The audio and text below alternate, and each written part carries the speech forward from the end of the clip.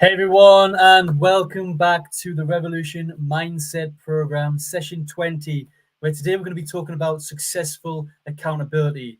I can see a couple of people tuned in already. If you are tuned in, please say hi. Nick, thank you so much for the comment. I've come here through YouTube as I don't see a link in the event. Apologies, we're a little bit late putting the link in the event, but it is there now, just a little bit late with back-to-back meetings. But we're here and we're ready to talk about accountability. But more importantly, how we make it successful. So if you're here, let me know. If you're watching the replay and you have any questions, drop them in the comments box below and let's get started. Now, as always, I want to ask you and invite you to share your wins over the past week. What is it that you've achieved, whether big, whether small? We need to keep that momentum going. And every session, I want to hear the great stuff that you're doing, no matter how big or how small or what achievements you're making. Put it in the comments box below. Nick saying thank you. And thank you so much for being here, Nick. I really appreciate you taking your time. And thank you so much for all your wisdom and your thoughts in the sessions that we had earlier today for suicide awareness. I really, really appreciate you being there and supporting us with that.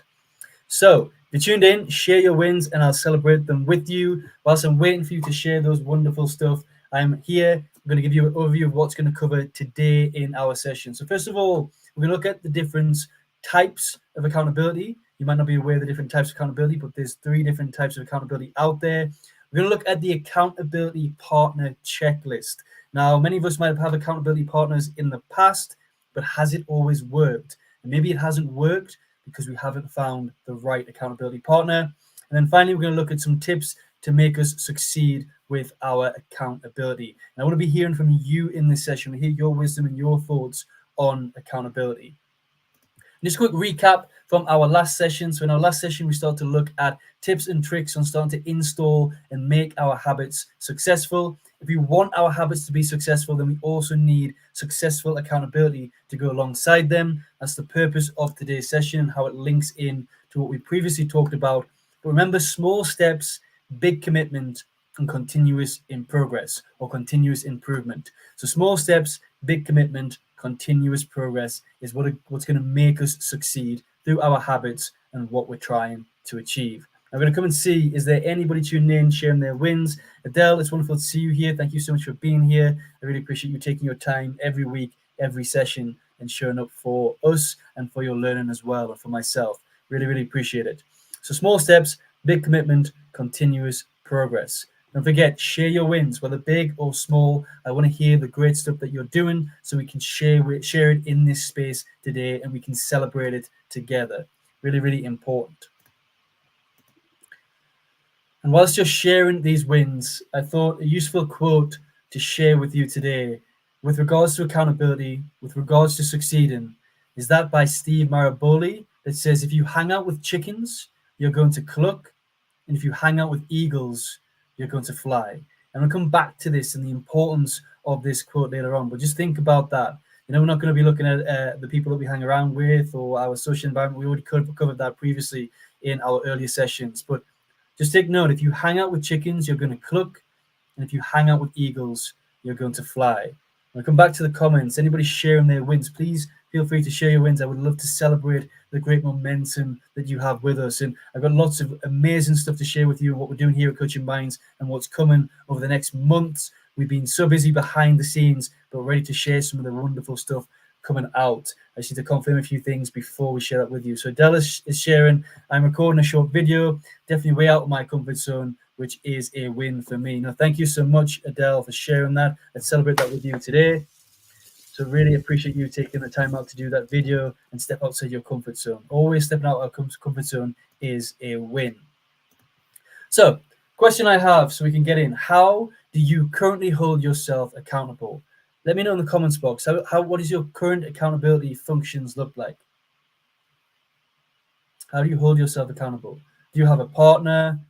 Do you have certain groups? What do you use to hold yourself accountable? Because if we want to succeed, it's really good to have the motivation. It's really good to have habits and the idea of what we want to implement in our day-to-day lives and make those small 1% improvements. It's really good to have a vision and a goal, but if we don't hold ourselves accountable for that goal and for the actions that we need to take, we are going to struggle to succeed. So accountability is so important. So how do you currently hold yourself accountable? And you might be holding yourself accountable and not realize how you're doing it. I'm going to talk about that today.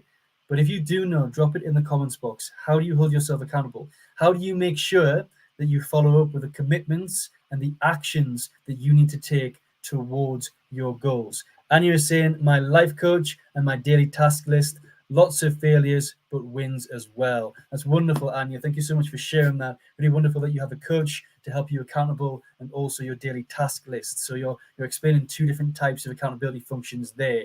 So please feel free, jump in and share how you hold yourself accountable. But essentially, there's three types of accountability, and it's really important for us to notice this and to understand this so we can start to make use of all three. First of all, we have one-to-one accountability, and I'm going to explain a little bit more and give some examples of these in just a second. Second, we have group accountability, and third, we have accountability tools. So Anya just shared that she has accountability with her life coach, that's the one-to-one, and she has her task list, which is an accountability tool.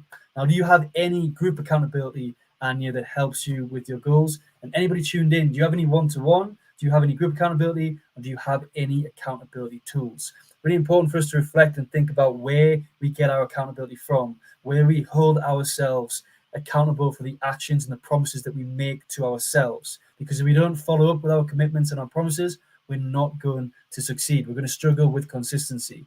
It does say in checklists, support, check-ins, and daily reflection. Who do you get check-ins with? That's wonderful. You've got a few tools there, and you also, in terms of support and check-ins, is that one-to-one or is it group? Nick is saying, I have to promise to do something for someone else. I like that incentive there. Promising to do someone else. Well, as humans, we're more inclined to follow up with action and commitment if it's for somebody else rather than for ourselves. We talked about that last week. If we do something for somebody else, we involve someone else, then we're going to hold ourselves more accountable. That is the benefit of a coach. Sometimes you feel when you have a coach, you're not just doing it for them, you're doing it for us, you're doing it for them as well. When you have that meeting or that scheduled session with them, you feel like you have to show up and explain the progress and the actions that you made. So really good accountability function there. So let's dive deeper and look at some examples of these. So on a one-to-one basis, we can have an accountability partner. So somebody that helps us and holds us accountable. Maybe they don't necessarily have to do things with us, but somebody that holds us accountable. Somebody maybe who's walked the path that we've walked, or somebody that has interest in what we want to do, and they're an accountability partner. Could be a personal trainer if it's at the gym, accountability partner to help us succeed. This is different from a study buddy or, for example, a gym buddy. This is somebody that wants to do or achieve the same thing as us, and we agree to do it together. So, I want to get back, I want to get fit. My friend wants to get back, wants to get fit. So we become gym buddies. We go to the gym together and we hold each other accountable to go there. Or I want to complete this course. I'm studying on this program. I'm doing this degree. I'm doing this diploma. I get a study buddy to make sure that I commit to studying, and we help and support each other. So you have accountability partner, a study buddy, a coach or a mentor. So coach or mentor, that one-to-one is also a good method of accountability. Coaches are there to understand what it is you're working on. Mentors are there to understand the path you want to take, and they're there to support you on that journey and hold you accountable for the actions and commitments that you want to take. And finally, an obvious one as well is a manager or leader. If you want to be a successful manager or leader, you need to understand the term of accountability and help hold your direct reports and those who work for you accountable as well. So a manager or leader also is another one-to-one method of accountability. Now, is anybody else sharing some stuff, some great stuff? Nick James saying, what about a client? So what do you mean by that? How does a client hold you accountable? Are you talking about as a coach, that a client can hold us accountable as a coach? Adela saying, one-to-one, no group check-ins. Thank you for that. One-to-one is great, but groups do help. So that leads us on to the next one, group accountabilities. So we have accountability groups. We used to have one at Coaching Minds that worked really well. 5 or 6 of us. We tried to set up a few, but then people start to drop off. But accountability groups, just agreeing to get together for 20 minutes at the start of the week or at the end of the week to look at what we want to commit, the progress that we've made, the progress that we're committing to. Those groups can really help. And if it's facilitated really well, it can work. Study groups, getting together outside, getting together a study group, that can help you with your goals. It can help you with your missions to really start to achieve what you want to achieve. Classes classes and the way in which things are structured. So, for example, we have group supervision sessions as part of our program at Coaching Minds. That's kind of a class, it's kind of a space, it's a place to hold our coaches accountable, to learn about what they're doing, the problems that they have, and the challenges, and how we can support them as supervisors. So, classes and things like that can act as accountability functions in terms of group and also community. So, the community here at Coaching Minds, for example, we have our book club as well. So, every two weeks we get together and talk about the books of the month. That's another way for those who are trying to read every day or try to get through a number of books through the year. It's a good way in which they can get accountability by showing up to those classes. And together as a community, we can hold each other accountable. So accountability groups, study groups, classes, and communities are all forms of group accountability. Now, finally, a lot of us have mentioned a few tools. I've just listed 4 here. These are just examples. There's more examples of what I'm sharing here. It's just to give you an understanding of the different types of accountability. In tools, we have planners or apps. So planners and apps can be a real great way to hold ourselves accountable. So we need to be able to use these tools. Habit tracking. We talked about habit tracking last week, how we can track the progress, how we score it, how we reflect on whether or not we are succeeding. What is the measurements that we have behind those habits? Again, that is a tool for accountability. Alarms and reminders. Whenever we set an alarm, whenever we set a reminder, that is an accountability tool. This is what we set those alarms and reminders for. That's going to help us succeed. Apologies. Okay. And then finally, incentive programs as well. These can be external incentive programs, or it can be internal, something we promise to ourselves that if we were to do this, then we can do that. If we achieve this milestone, then we do that. We reward ourselves when we hit each milestone, when we hit each step that we want in terms of that progress. So planners or apps, habit tracking, alarms and reminders, incentive programs. Someone mentioned checklists, to-do lists, priorities. There's lots of different tools out there that we can use to hold ourselves accountable. So reflecting on everything I've just shared, what is it that you currently use that you might not have thought of when I asked that first question?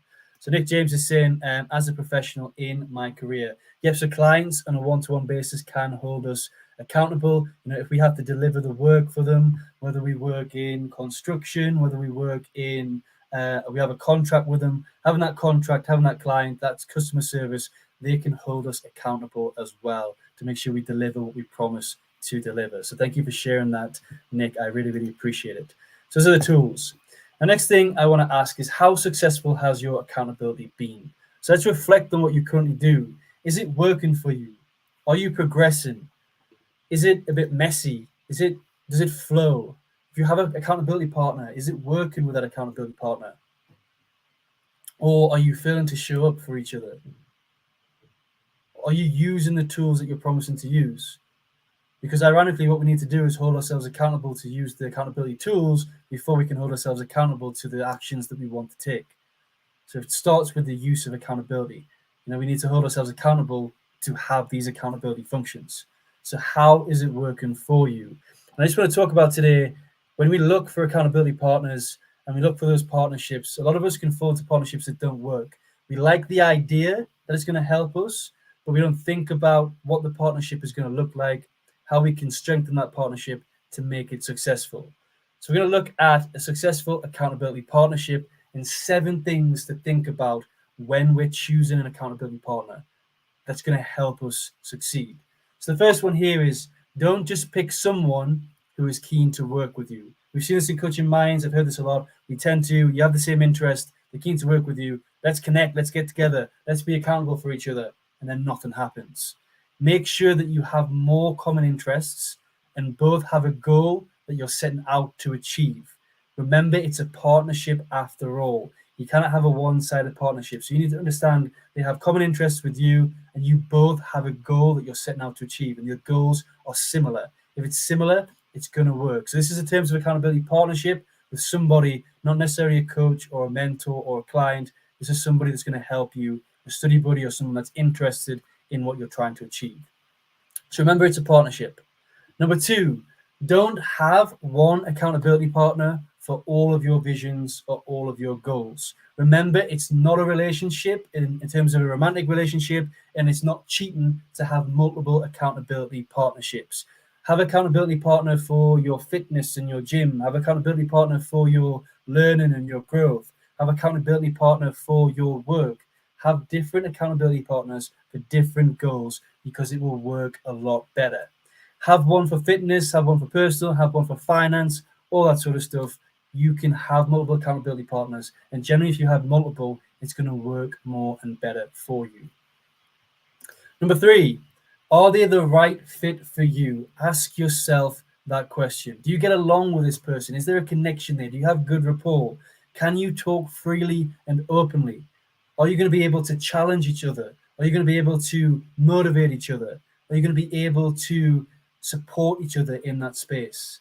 Test the waters before agreeing to it. Have a phone call. Make sure you fully understand and listen to what it is they want to achieve, because it's not about you in terms of that partnership. It's about both of you achieving together. Collaboration is key to a successful accountability partnership. So check if they're the right fit for you, and don't feel afraid to ask those questions. Number 4, it needs to be a give and a take. It's not let's get into these meetings and you talk for the full 20 minutes of the 30 minutes that you've got, or the 25 minutes, because you're making so much progress. How do you split that and make sure that both parties are being listened to and being heard? Because if they're both being listened to and both being heard, then you're going to succeed together. So create that space where you can be listened and heard, and the other person can be listened and heard as well. So if you had accountability partners in the past that haven't worked, these tips are really good to keep in mind before you contract or you get together with another person that is interested in what you want to achieve. Number 5, set out how you will work together at the start. Set those boundaries. Be clear on what it is you want to achieve. Be clear on how you want to work together.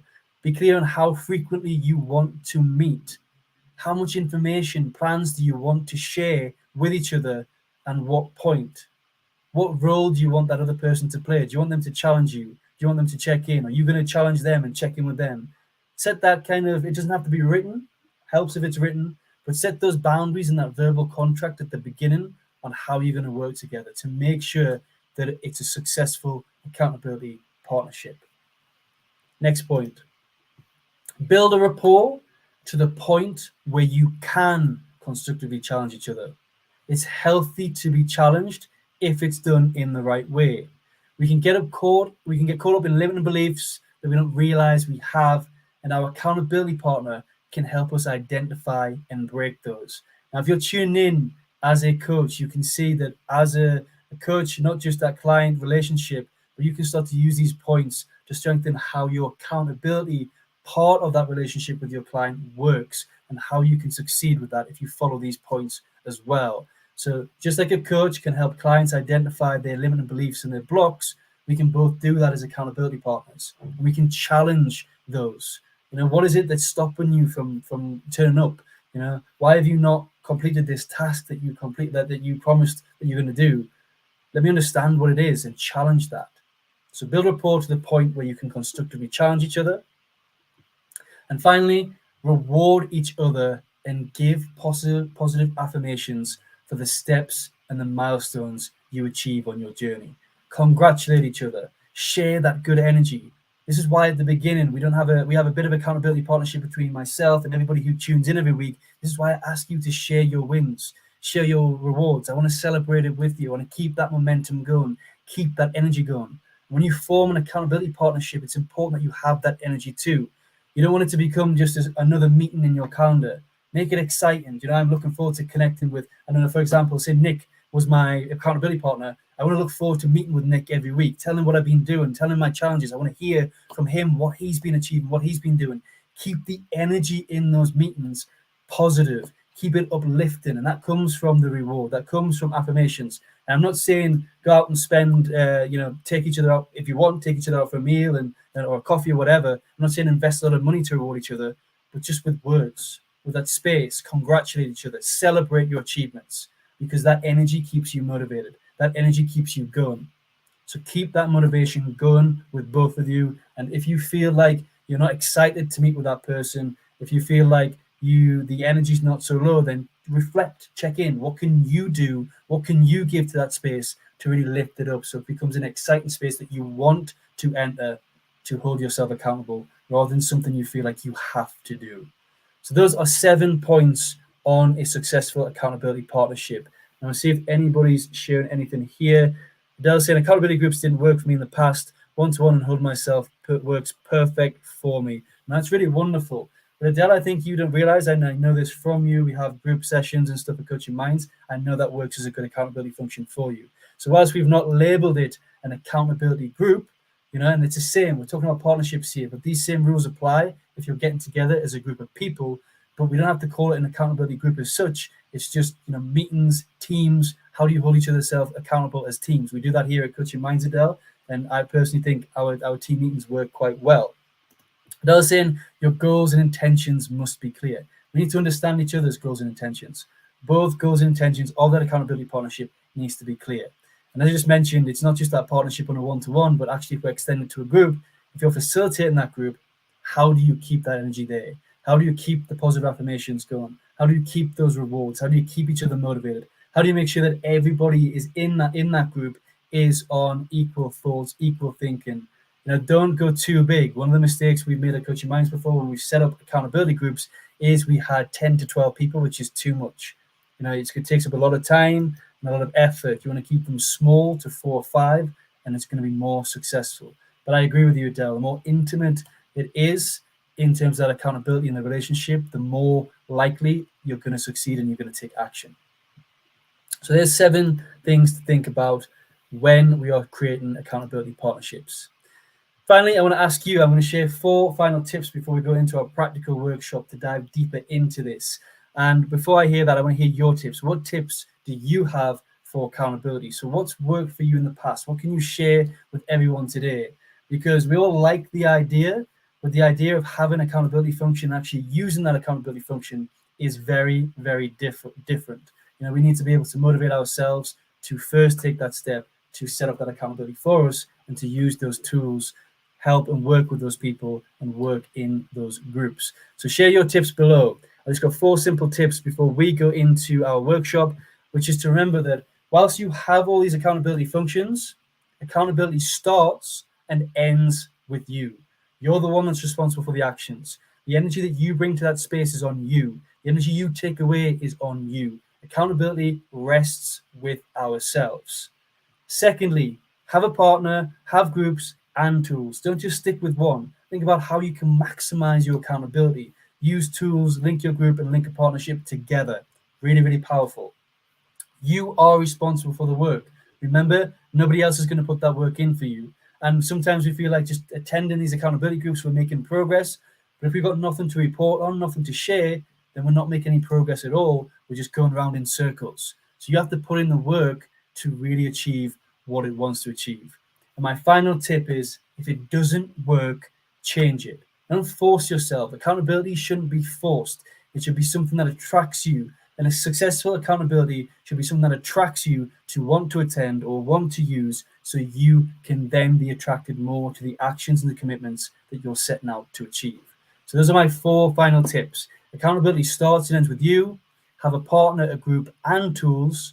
Remember that you are responsible for the work. Nobody else is going to do the work for you, and turning up to those sessions isn't good enough. You have to do the work in between.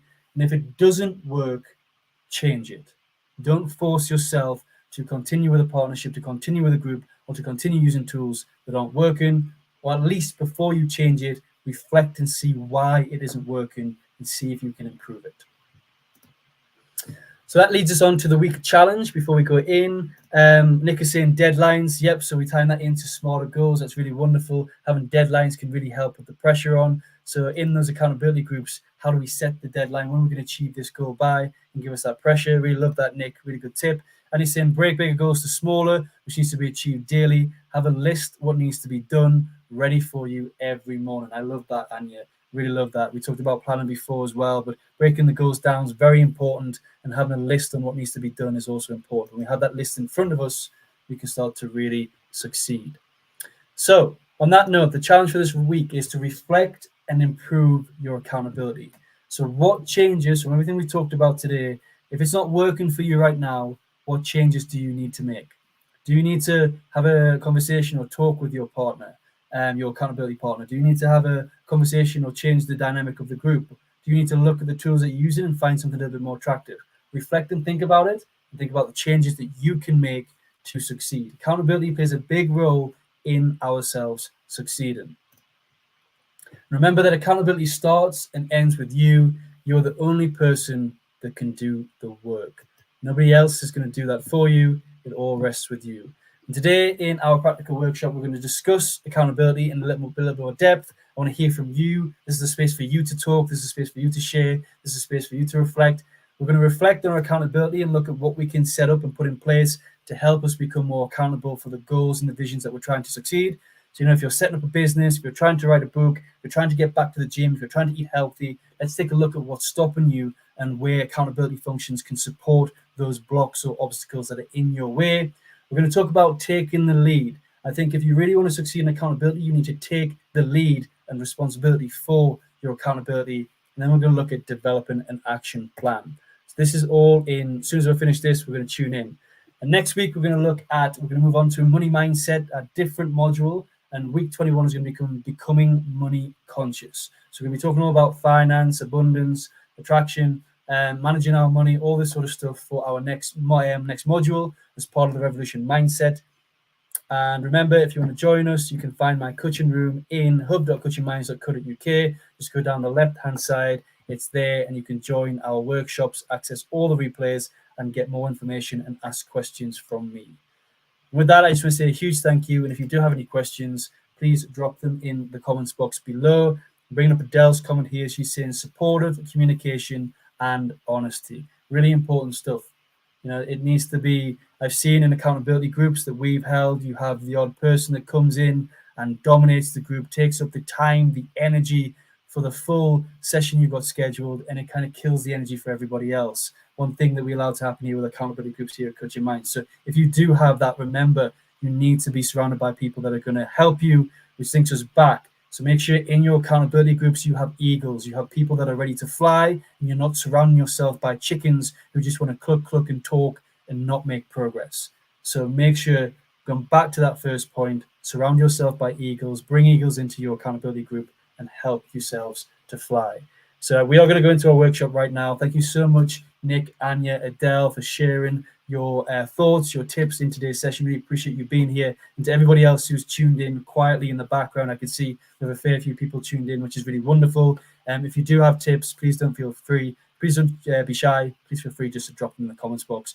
Or if you want to drop me a private message, I'm here for you as well. Have a wonderful day, evening, wherever you are in the world. I look forward to connecting with those who come to the practical workshop in just 2 minutes' time. I'll see you there. Thank you.